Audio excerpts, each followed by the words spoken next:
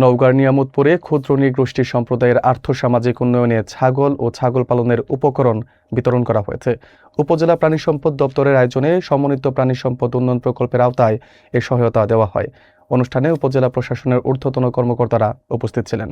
বিস্তারিত দেখুন মোহাম্মদ জনি আহমেদের প্রতিবেদনে। নওগাঁর নিয়ামতপুর উপজেলায় সমতল ভূমিতে বসবাসরত অনগ্রসর ক্ষুদ্র নৃগোষ্ঠী সম্প্রদায়ের আর্থসামাজিক ও জীবনমান উন্নয়নের লক্ষ্যে ছাগল ও ছাগল পালনের উপকরণ বিতরণ করা হয়েছে। বুধবার 17 ডিসেম্বর সকাল 10টায় উপজেলা পরিষদ চত্বরে উপজেলা প্রাণী সম্পদ ও ভেটেরিনারি কর্মকর্তার কার্যালয়ের উদ্যোগে এই কর্মসূচি অনুষ্ঠিত হয়।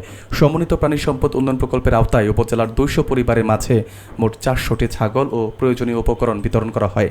অনুষ্ঠানে সভাপতিত্ব করেন উপজেলা প্রাণী সম্পদ কর্মকর্তা ডাক্তার আব্দুল্লাহ আল মামুন।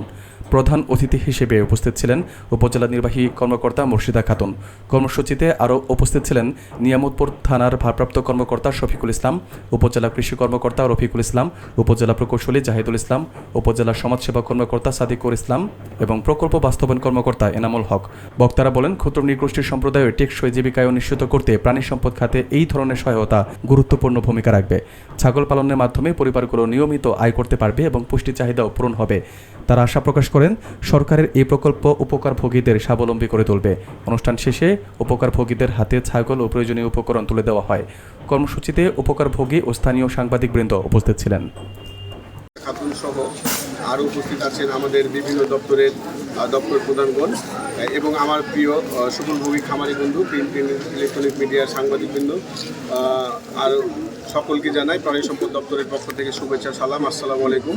আমাদের প্রাণী সম্পদ অধিদপ্তর মানুষের মান উন্নয়ন, শুধু মান উন্নয়ন বলতে আমি উপজেলা নির্বাহী অফিসার জনাব মুর্শিদা খাতুন মহোদয়কে অনুরোধ করব আমাদের এই সুফলভোগী খামারিদের মধ্যে তার মূল্যবান বক্তব্য পেশ করার জন্য। আমরা আমাদের যে কমিটি আছে আপনার প্রাণী সম্পদ ডিপার্টমেন্টের এই সংশ্লিষ্ট সেই কমিটির মাধ্যমে সিদ্ধান্ত নিয়ে উপকারভোগীর যে তালিকা আছে 1000 জন, তাদের মধ্যে থেকে আজকের উপকারভোগী আমরা সিলেকশন করেছি আমাদের উপজেলা আদিবাসী কমিটির যে নেতা রয়েছেন তার মাধ্যমে, এবং কমিটিগুলো তারা যে তালিকা সরবরাহ করেছে সেই তালিকা আমরা উপজেলা ইউনিয়ন পর্যায়ে চেয়ারম্যানদের কর্তৃক আপনার যাচাই বাছাই করে সঠিক পাওয়া গেছে এবং মিটিংয়ের মাধ্যমে সিদ্ধান্ত গ্রহণ করা হয়েছে। আজকে আমাদের এখানে 400 ছাগল বিতরণ করা হবে 200 পরিবারকে, এবং ছাগলের যে ঘর নির্মাণ হবে এবং ছাগলের যে খাবার কিংবা আনুষঙ্গিক উপকরণগুলো আজকে এখানে বিতরণ করা হবে। তো আপনারা আজকে এই ছাগল নিয়ে আমি চাই যে এই 200 পরিবার সবাই এই 200 ছাগল থেকে আশা করি যে আমাদের প্রাণী সম্পদে যে সমৃদ্ধি অর্জন করার কথা সেটা আমরা অর্জন করতে পারবো।